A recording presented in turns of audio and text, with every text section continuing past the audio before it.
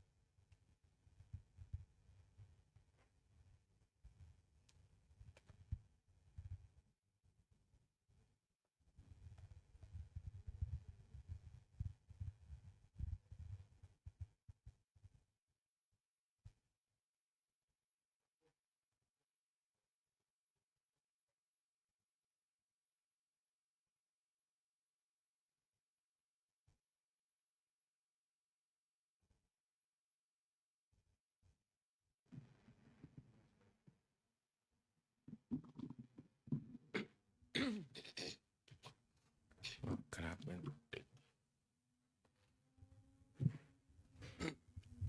อัญชลีวันทาอภิวาทอัญชลีวันทาอภิวาทอัญชลีวันทาอภิวาทอัญชลีวันทาอัญชลีอิมินาสการเรนะ อิมินาสการเรนะตังพุทธังอภิปูชยามะ ตังพุทธังอภิปูชยามะอิมินาสการเรนะ อิมินาสการเรนะตังธัมมังอภิปูชยามะ ตังธัมมังอภิปูชยามะอิมินาสการเรนะ อิมินาสการเรนะ ตังสังฆังอภิปูชยามะ ตังสังฆังอภิปูชยามะไหว้พระพร้อมกันอะระหังสัมมาสัมพุทโธภะคะวาพุทธังภะคะวันตังอภิวาเทมิสสววาคาโตภะคะวะตาธัมโมธัมมังนามัสสามิ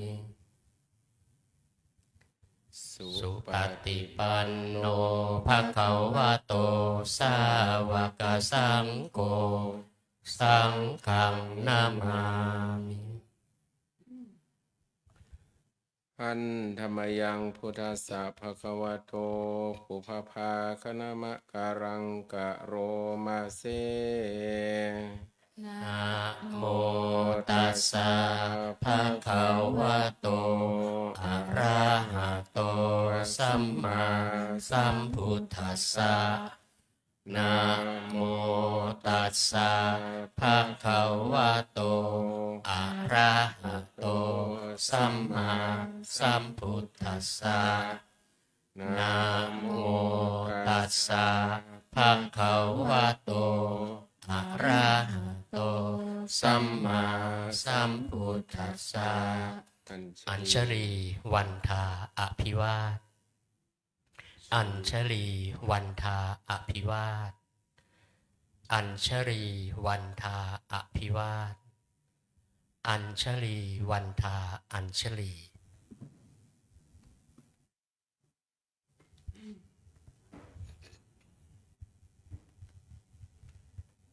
ขอนิมนต์พระภิกษุสงฆ์น้อมกราบท่านพระครูวินัยธรอินจันทร์กันโตภาโสพระวิปัสสนาจารย์โดยพร้อมเพรียงกันสามเณรแม่ชีโยคีขอให้น้อมกราบทีหลังอัญชลีวันทาอภิวาทอัญชลีวันทาอภิวาท อัญชลีวันทาอภิวาทอัญชลีวันทาอัญชลีนิมนต์สามเณรเรียนเชิญคณะแม่ชีโยคีทุกท่านน้อมกราบท่านพระครูวินัยทรอินจันทร์กันโตภาโสพระวิปัสสนาจารย์พร้อมกันค่ะอัญชลีวันทาอภิวาทอัญชลีวันทาอภิวาทอัญชลีวันทาอภิวาทอัญชลีวันทาอัญชลี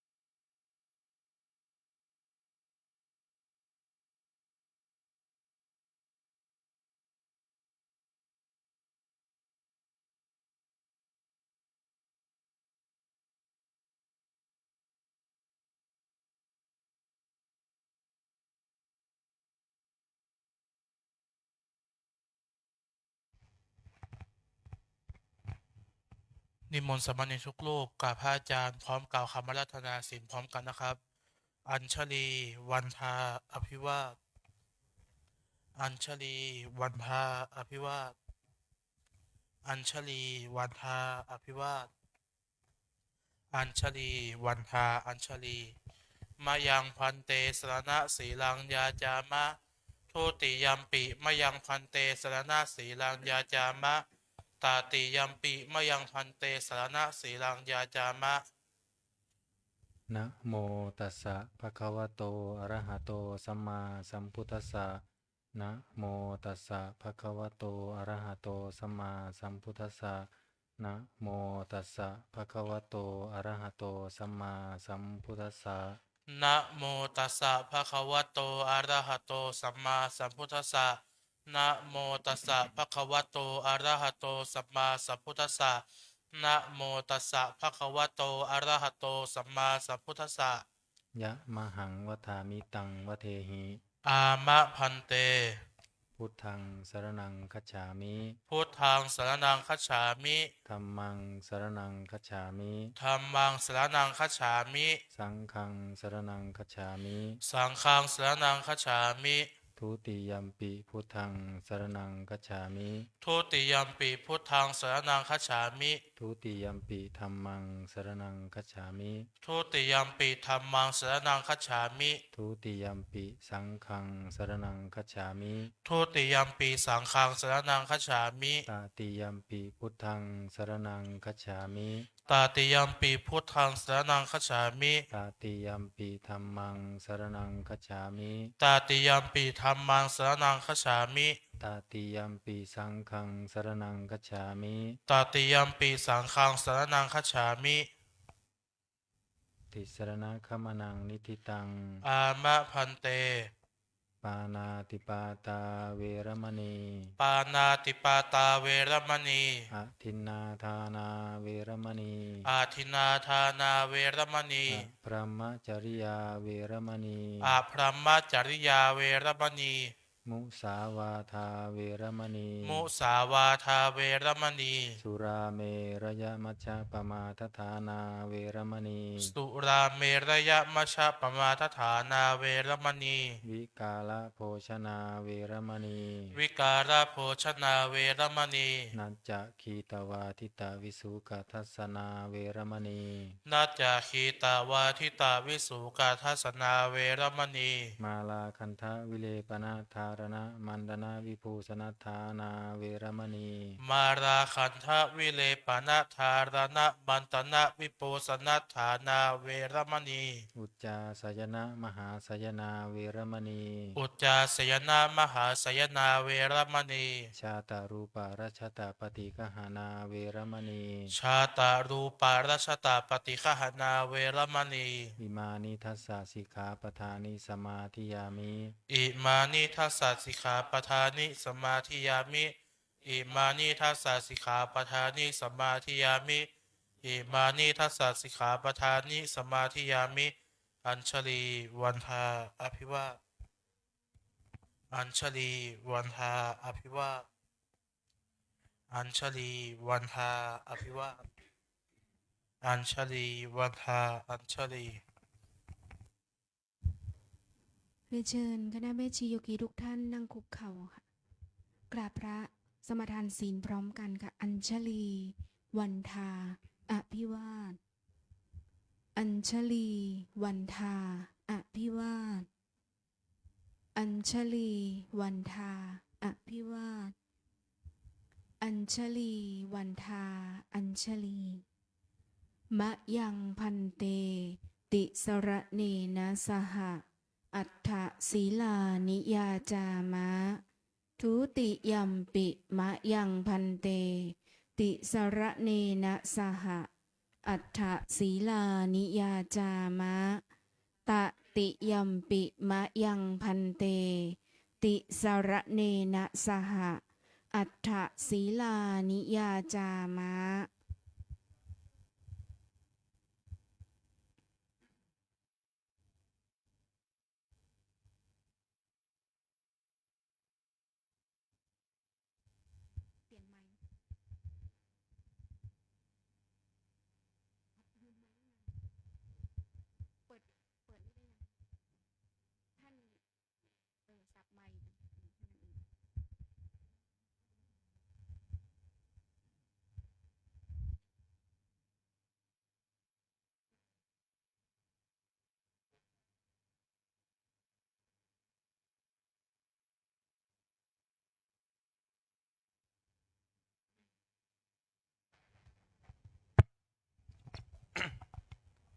นะโมตัสสะภะคะวะโตอะระหะโตสัมมาสัมพุทธัสสะนะโมตัสสะภะคะวะโตอะระหะโตสัมมาสัมพุทธัสสะนะโมตัสสะภะคะวะโตอะระหะโตสัมมาสัมพุทธัสสะ นะโมตัสสะภะคะวะโตอะระหะโตสัมมาสัมพุทธัสสะนะโมตัสสะภะคะวะโตอะระหะโตสัมมาสัมพุทธัสสะนะโมตัสสะภะคะวะโตอะระหะโตสัมมาสัมพุทธัสสะ พุทธังสรนังคัจฉามิ พุทธังสรนังคัจฉามิ ธัมมังสรนังคัจฉามิ ธัมมังสรนังคัจฉามิ สังฆังสรนังคัจฉามิ สังฆังสรนังคัจฉามิ ทุติยัมปิพุทธังสรนังคัจฉามิ ทุติยัมปิพุทธังสรนังคัจฉามิ ทุติยัมปิธัมมังสรนังคัจฉามิ ทุติยัมปิธัมมังสรนังคัจฉามิ ทุติยัมปิสังฆังสรนังคัจฉามิ ทุติยัมปิสังฆังสรนังคัจฉามิ ตติยัมปิพุทธังสรนังคัจฉามิ ตติยัมปิพุทธังสรนังคัจฉามิ ตติยัมปิธัมมังสรนังคัจฉามิ ตติยัมปิธัมมังสรนังคัจฉามิ ตติยัมปิสังฆังสรนังคัจฉามิ ตติยัมปิสังฆังสรนังคัจฉามิ ติสารณะคมนังนิทิตัง อามะพันเต ปานาติปาตา เวระมณีสิกขาปะทังสมาธิยามิ ปานาติปาตา เวระมะนีสิกขาปะทังสมาธิยามิ อทินนาทานา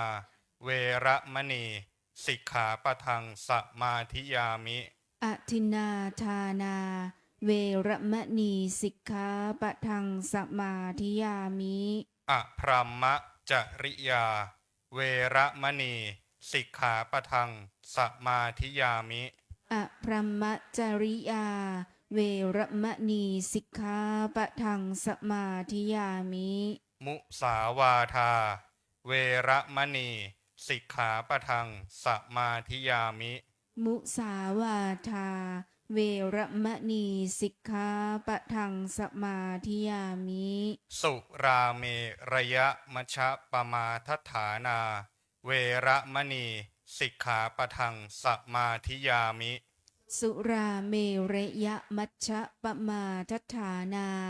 เวรมณีสิกขาปะทังสมาธิยามิ วิกาละโภชนา เวระมณี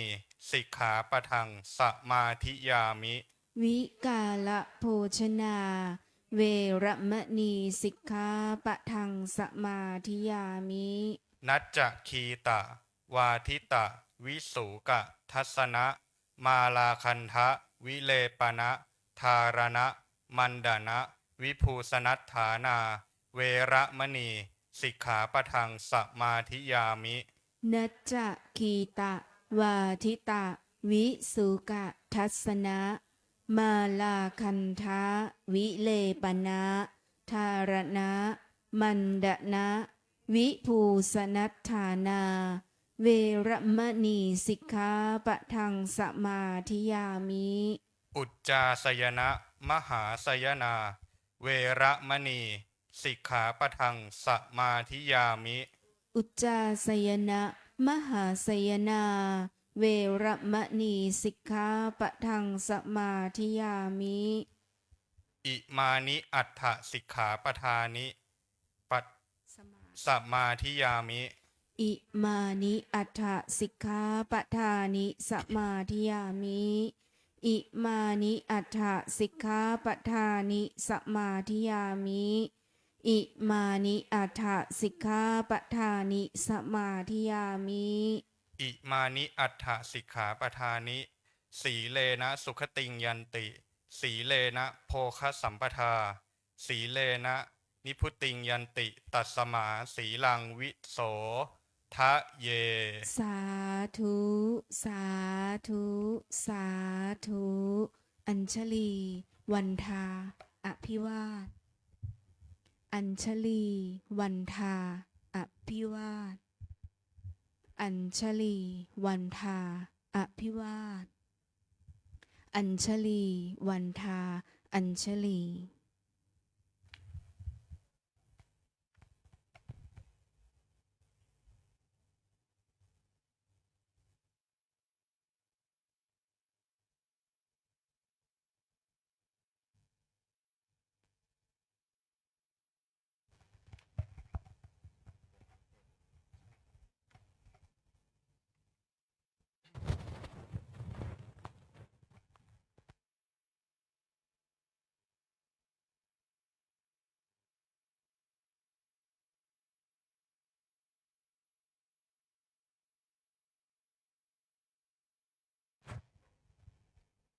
วันนี้หลวงพ่อสุรพงษ์จะขึ้นแสดง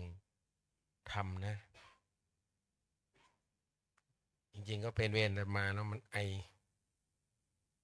เทศไปเสียงจะไม่มีวันนี้วันโกนนิมนต์หลวงพ่อ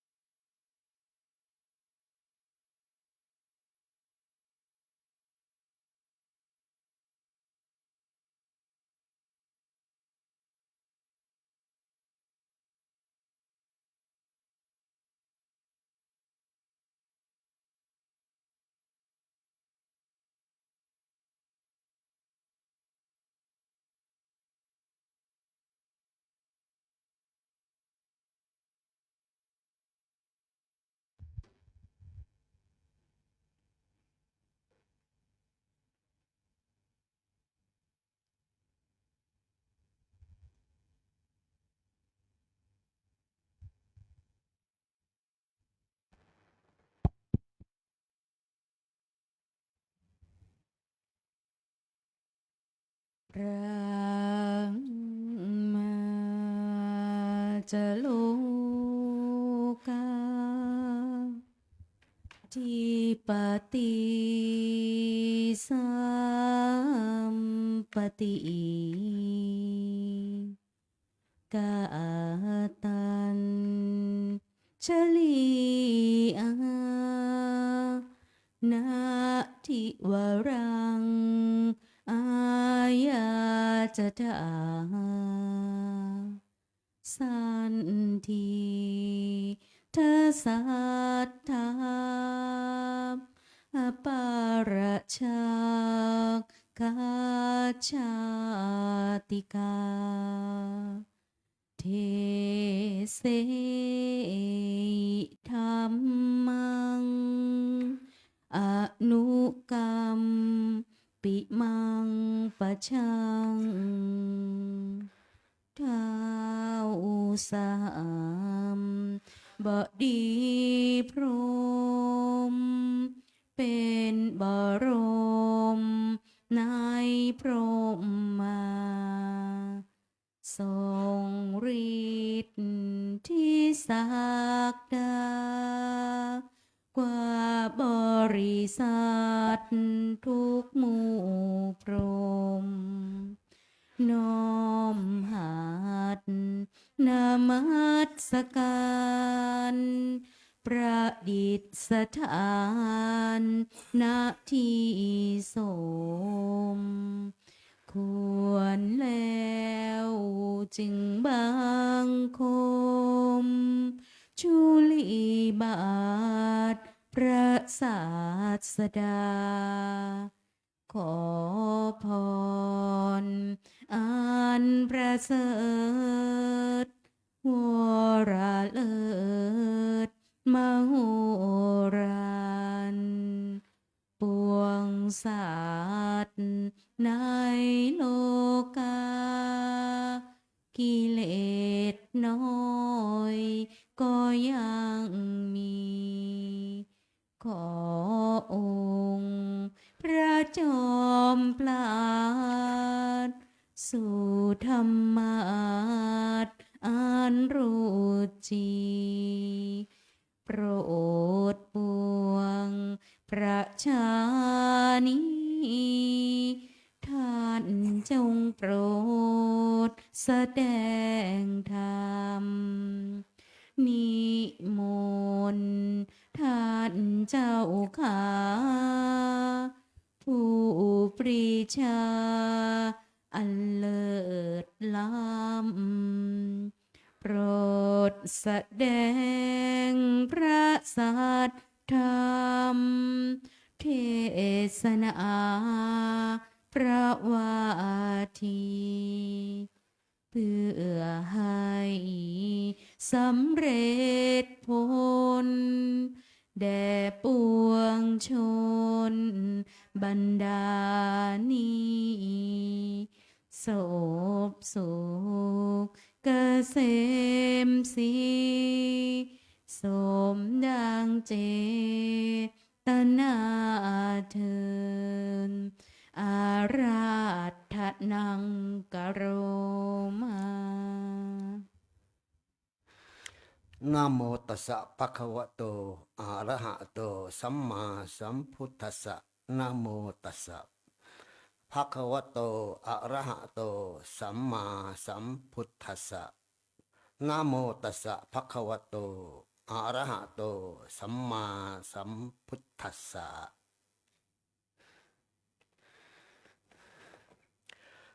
ขอความนอบน้อมของข้าพเจ้าจงมีแด่องค์สมเด็จพระสัมมาสัมพุทธเจ้าผู้ประเสริฐด้วยพระปัญญาธิคุณพระบริสุทธิ์ที่คุณและพระมหากรุณาธิคุณพร้อมทั้งพระธรรมและพระอริยสงฆ์เจ้าทั้งหลายขอถวายความเคารพพระเดชพระคุณพระภาวนาธรรมาภิรัตน์เจ้าคณะอำเภอเมืองเชียงใหม่เจ้าอาวาสวัดลำเปิงตะโปธารามเจ้าสำนักประจำจังหวัดเชียงใหม่แห่งที่2ด้วยความเคารพอย่างสูงตลอดถึงพระเถรานุเถระพระมัชฌิม พระนวกะทุกรูปทุกท่านด้วยความเคารพ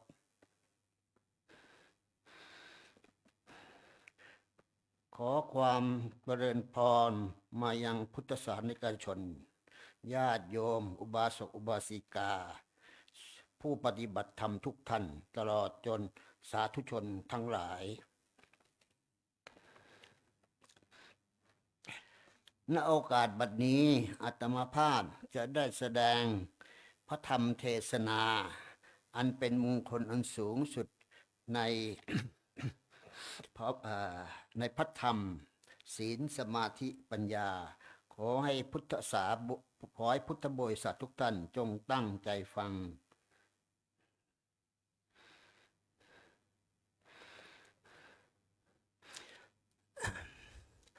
อันธรรมะของพระพุทธองค์ที่ได้ตรัสเทศนาสั่งสอนมวลมนุษย์และอเนยสัตว์ทั้งหลายก็เพื่อความที่จะให้พระเนยสัตว์และก็พุทธบริษัททุกท่านจงถึงความพ้นทุกข์ซึ่งจะเป็นในวันนี้ก็จึงเป็นถือว่าเป็นหัวข้อใหญ่ในการเทศนาคือศีลสมาธิปัญญาในการเจริญธรรมปฏิบัติธรรมศีลก็เป็นหลักธรรมสำคัญอันสำคัญที่สุดที่เราพุทธศาสนิกชนจะต้องพึงระลึกและก็ปฏิบัติอยู่เป็นบาทฐานคำว่าศีลก็แปลว่าเป็นปกติสุขในการดำเนินชีวิต การที่ผู้ปฏิบัติธรรมและก็พระภิกษุสามเณรจะเจริญในธรรมได้ให้ดีก็จะต้อง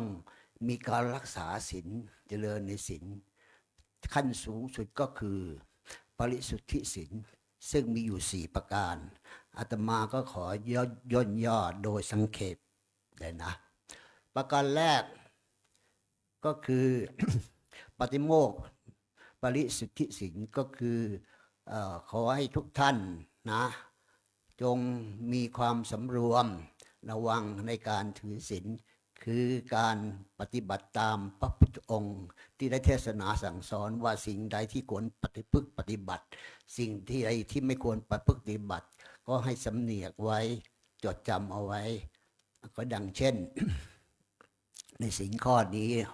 ก็อยู่ในโอวาทปฏิโมกข์คือการไม่ทำบาปทั้งปวงนะข้อที่สองก็คือการทำกุศลให้ถึงพร้อมข้อที่สามก็คือการ การชำระจิตของตนให้ขาวรอบอันนี้เป็นธรรมข้อใหญ่ที่พึงควรระลึกอยู่ในโอวาทพระปฏิโมกข์ปริสุทธิศีลที่อาตมาจะมาสาธยายในวันนี้ก็มีหัวข้อดังนี้ ดังที่ได้กล่าวไปแล้วก็คือโอวาทปาติโมกข์อันที่สองก็คือการสำรวมนะกายวาจาใจเป็นอินทรีย์คือไม่สำรวจอินทรีย์ในอายตนะหกสิ่งที่ต่างๆที่จิตเรารับรู้ถึงก็คือผ่านมาทั้งอายตนะมาทั้งหูตาแล้วก็จมูกลิ้นแล้วก็กายแล้วก็ใจอายตนะนี่ก็มีส่วนสำคัญที่เรารับรู้ได้และก็การปฏิบัติก็ควรจะสำรวมอินทรีย์ให้อยู่ในธรรมคือจะไม่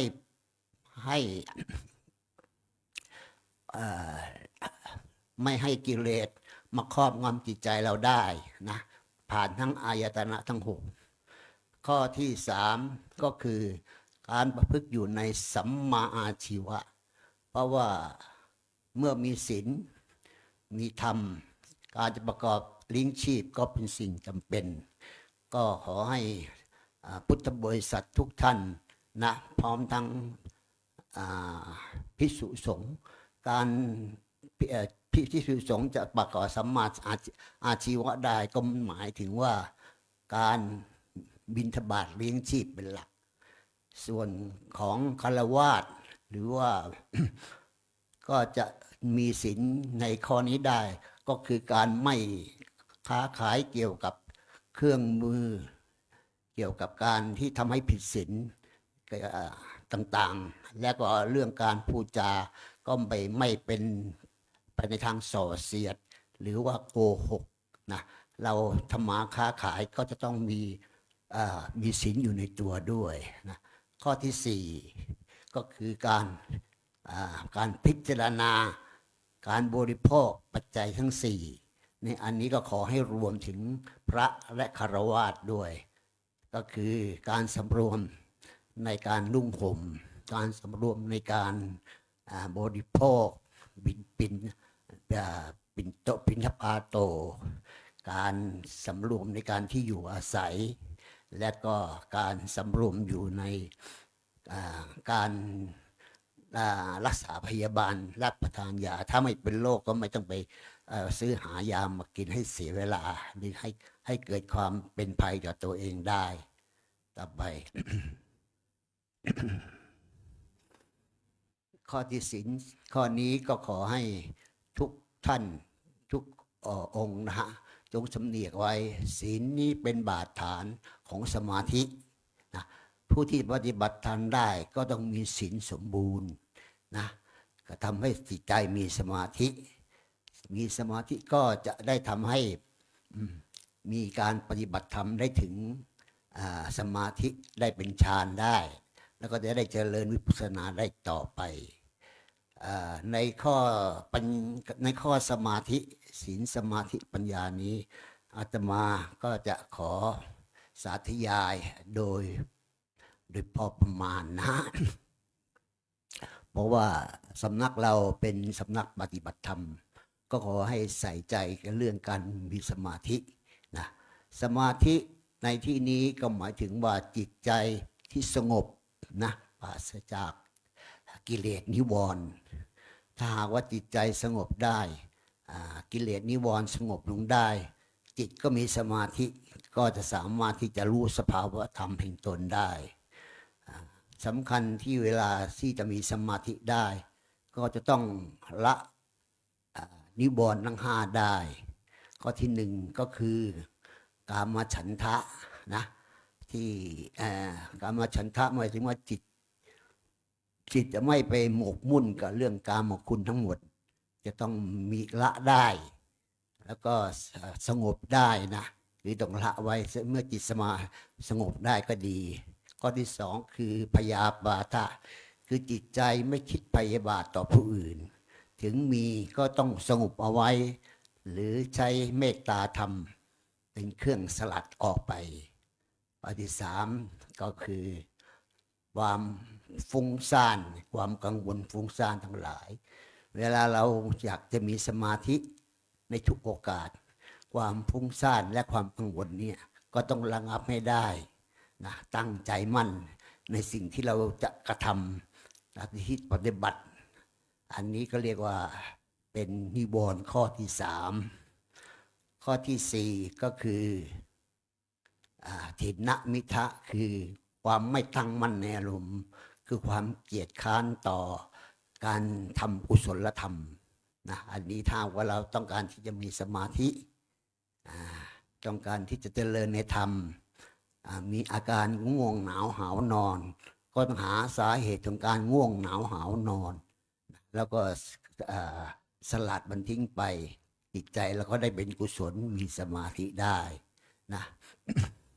ข้อที่4ข้อที่5ก็คือเกี่ยวกับเรื่องวิจิกิจฉาความลังเลสงสัยคือการที่เราจะเจริญในสมาธิได้นะถ้าเรายังไม่ศรัทธาในศาสนาในพระธรรมของพระพุทธองค์ก็มีความลังเลสงสัยในข้อนี้ก็จะต้องพยายามใฝ่รู้ศึกษาธรรมะของพระพุทธองค์แม้กระทั่งการปฏิบัติตนในเรื่องศีลในเรื่องธรรมต่างๆว่ามีข้อขัดข้องหรือมีความไม่เข้าใจอะไรก็ต้องชำระสะสางจิตใจให้เรามีความ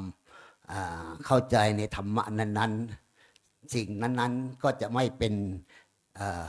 ความสงสัยและจะเป็นการขัดขวางในการเจริญธรรมของเราได้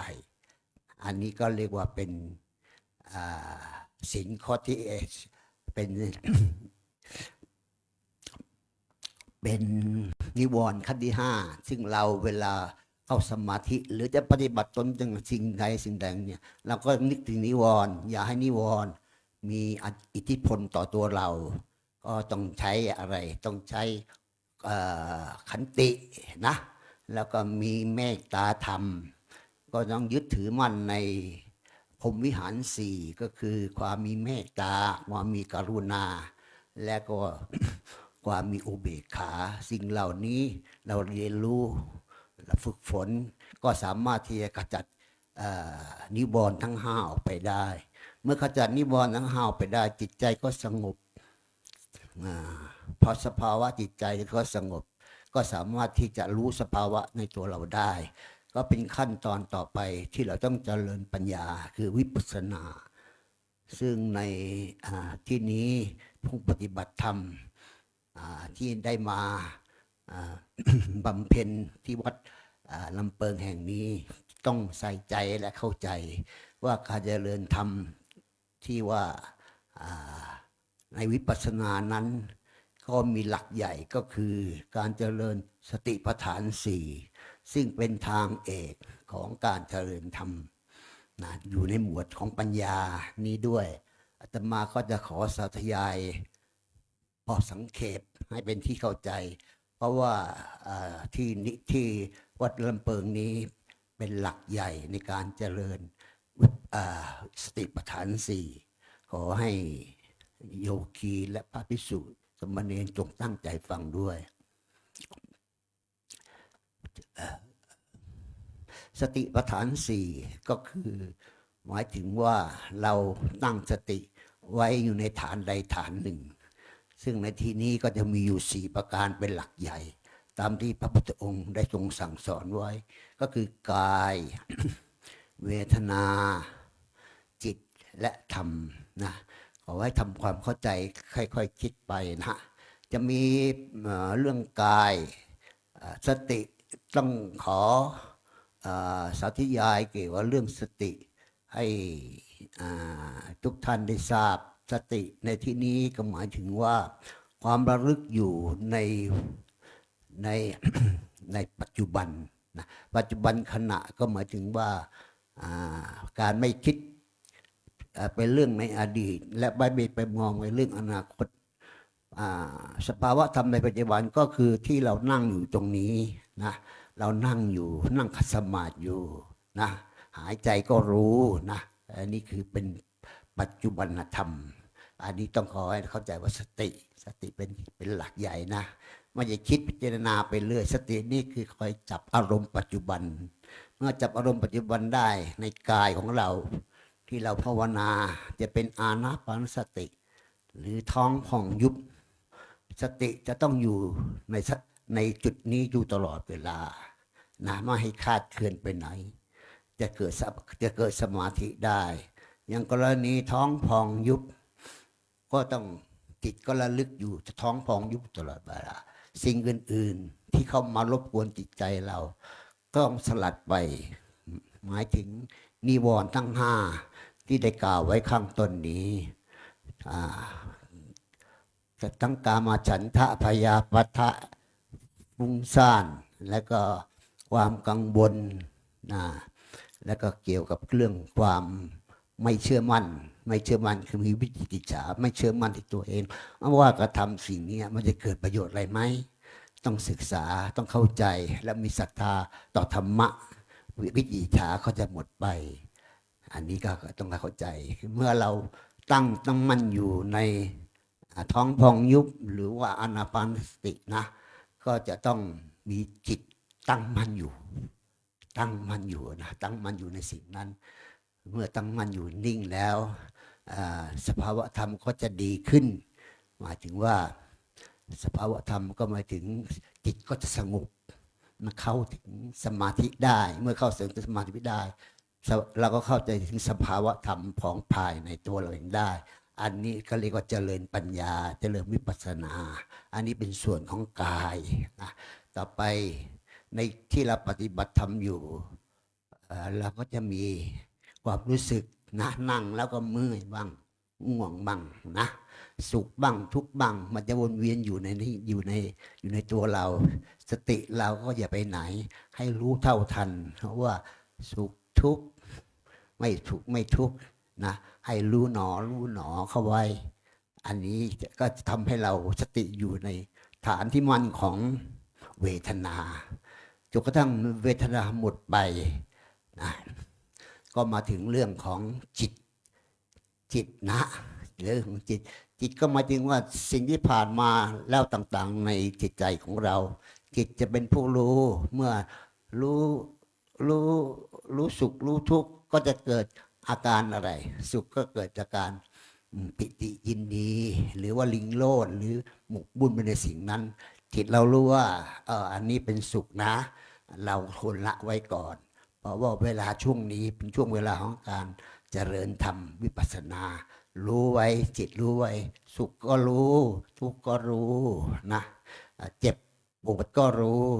เราก็ต้องมีขันติอดทนเอาไว้เขาเรียกว่าอันนี้จิตจะต้องเป็นผู้รู้ก่อนนะรู้ที่หลังนี่อาการเมื่อรู้แล้วสติเราก็ตั้งมั่นอยู่นะตั้งมั่นอยู่ในฐานอยู่ในฐานของจิตอันนี้เป็นจิตที่สี่แล้ว ส่วนในข้อธรรมเมื่อเรามีสมาธิอยู่ในระดับหนึ่งจิตเราก็รู้อะไรเป็นอะไรเราก็มันพิจารณาข้อธรรมที่เรายังไม่สามารถสลัดออกนี้ไปได้ก็คือเกี่ยวกับเรื่องอริยสัจสี่หรือว่าจะเป็นเรื่องของนิวรณ์ทั้งห้าจิตเราก็สามารถพิจารณาได้ เพราะว่าจิตเรามีส่วนสงบแล้วอันนี้ก็จะเกิดมีความเจริญในธรรมได้เขาเจริญในธรรมได้ การพิจารณาธรรมนะพิจารณาเป็นส่วนหมายถึงว่าเรามีสติอยู่ใน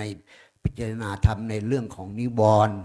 เรานั่งมาแล้วยังกระสับกระส่ายอยู่ว่าเกิดขึ้นอะไร ก็หาสาเหตุของการกระสับกระส่ายว่ามันเป็นฟุ้งซ่านการพิจารณาว่าควรจะยุติได้ไหมเพราะว่าความฟุ้งซ่านน่ะมันเป็นความคิดที่ไม่ดีเลยไม่เกิดประโยชน์ในสิ่งนี้ก็ได้ เวลาเกิดความง่วงเหงาหานอน ก็ต้องหาสาเหตุนะหาสาเหตุไม่ได้ ก็ต้องเอาชนะมันเอาชนะความง่วงความเกียจคร้านของตัวเราเอง ก็คือเข้มแข็งใจเข้าไว้ อันนี้เรียกว่าพิจารณาธรรมและเป็นข้อไปนะฮะอาตมาก็ได้สรุปโดยพอประมาณนะก็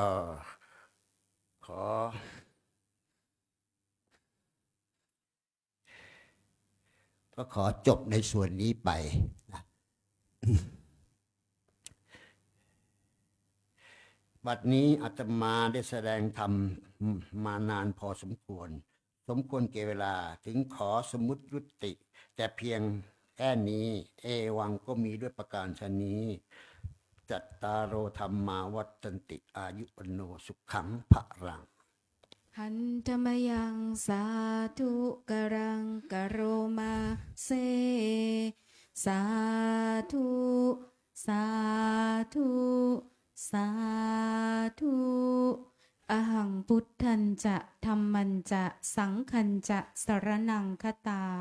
อุปาสิกตังเทเสสิงภิกขุสังคัสสะสัมมุขขาเอตังเมสรนังเขมังเอตังสรณมุตตมัง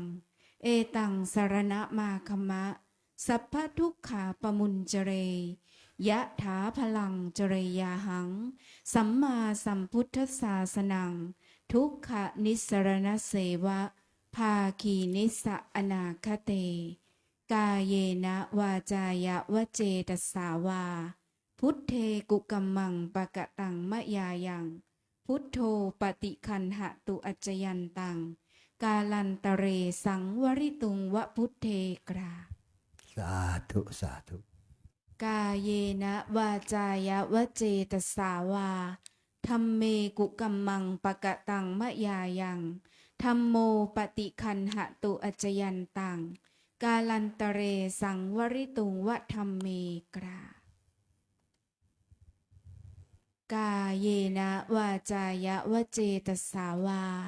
สังเคกุกัมมังปะกะตังมะยายังสังโฆปฏิคันหะตุอัจจยันตัง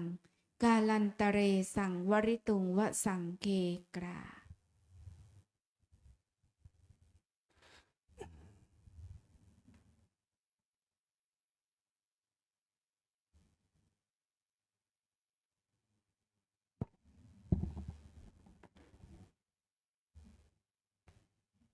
1 2 3วันนี้เราก็ได้ฟังธรรมะจากหลวงพ่อสุรพงษ์นะเกี่ยวกับศีลสมาธิปัญญาได้จบไปที่เรียบร้อยก็เอาจำมาหัวข้อเนาะไปปฏิบัติ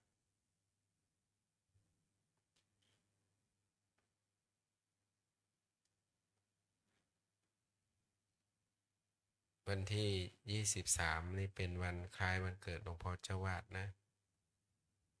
อ่านคร่าวๆเมื่อกี้นี้เนาะก็มีตั้งแต่ใส่บาตรตอนเช้านะไปใส่บาตรที่ลานครูบาน่าจะ60-70 ชุดนั่นมันเนาะแล้วแต่ไม่ชีเขาจะจัดการให้ฮะ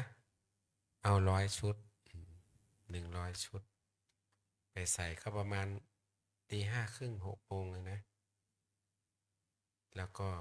ลงมาถวายอาหารเช้าพระที่ในวัดเราก็ประมาณ8 โมง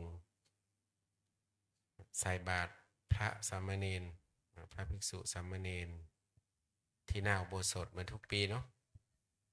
แล้วก็พระจะได้ทักษิณา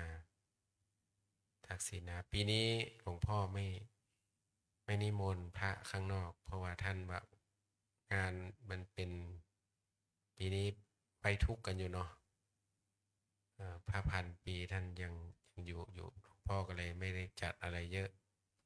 ก็ยังจัดอยู่นะก็ถวายพระภิกษุในวัดของเราสามเณรถวายทายทานแล้วก็มอบทุนการศึกษาให้เด็กเยาวชนแล้วก็ถวายของชำร่วยให้ผู้สูงอายุ3 หมู่บ้านนะ3-4 หมู่บ้านมีโป่งน้อยห้วยทรายอุโมงค์ป่าแดงด้วยมั้ง4 หมู่บ้านประมาณ200 กว่า250 กว่าคนนะผู้สูงอายุจะมารับวันนั้นคันละเล่นอะไรก็ไม่รู้มีมาฟ้อนหรือเปล่านะทีนี้นะเห็นเขาติดต่อเหมือนกันอาจจะมีอยู่เงียบๆเนาะไม่มีคันละเล่นอะไรเยอะแล้วหลังจากนั้นก็รับสายทานศรัทธาจนถึงฉันเพลเสร็จก็ตอนบ่ายแล้วก็เขาเรียกว่ามุทิตาเนาะมุทิตาเสร็จแล้วก็ถวายพระป่าก็เป็นเสร็จพิธีนะทีนี้ไม่มีเจริญพระพุทธมนต์เหมือนทุกปีหลวงพ่อโหเรียบง่ายแต่ก็มีทุนนะท่านจะถวายทุนเนาะถวายทุนเขาเรียกว่าสร้างที่ประสูติแล้วก็ทุนการศึกษาทุนของเขาเรียกว่าทุนอาหารเนาะหลายทุนอยู่ที่หลวงพ่อตั้งไว้นะ3-4 ทุนใครอยากร่วมทำบุญวันนั้นก็ร่วมมุทิตากับหลวงพ่อเนาะหลวงพ่อจะเอาไปแยกออกไปเป็นกองไปนะเป็นกองไปแล้วก็จะได้ทำบุญร่วมกันวันนี้ก็เอาแค่นี้เนาะเสียงไม่ค่อยมีแล้วจะได้ไหว้พระนะไหว้พระพร้อมกันนะ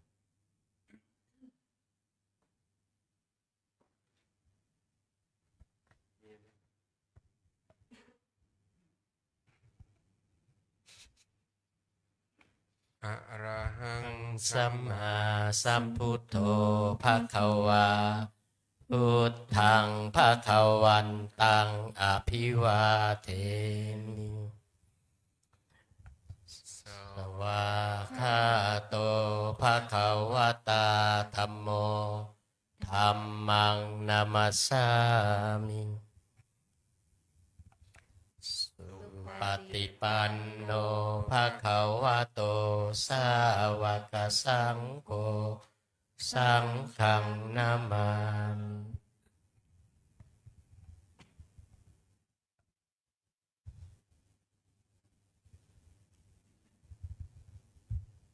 ขอนิมนต์พระภิกษุสงฆ์น้อมกราบท่านพระครูวินัยทรอินจันทร์กันโตภาโสพระวิปัสสนาจารย์สามเณรแม่ชีโยคีขอให้น้อมกราบทีหลัง อัญชรีวันทาอภิวาทอัญชรีวันทาอภิวาทอัญชรีวันทาอภิวาทอัญชรีวันทาอัญชลี นิมนต์สามเณรเรียนเชิญคณะแม่ชีโยคีทุกท่าน น้อมกราบท่านพระครูวินัยทรอินจันทร์กันโตภาโสพระวิปัสสนาจารย์พร้อมกันค่ะ อัญชลีวันทาอภิวาทอัญชลีวันทาอภิวาทอัญชลีวันทาอภิวาทอัญชลีวันทาอัญชลี จัตตารโอธรรมวัฏันติอายุวันโนสุขังภะลัง สาธุ สาธุ สาธุขอนิมนต์พระภิกษุสงฆ์สามเณรช่วยกันเก็บอาสนะเข้าที่เดิมนะครับ ช่วยกันปิดประตูหน้าต่างอุโบสถด้วยนะครับ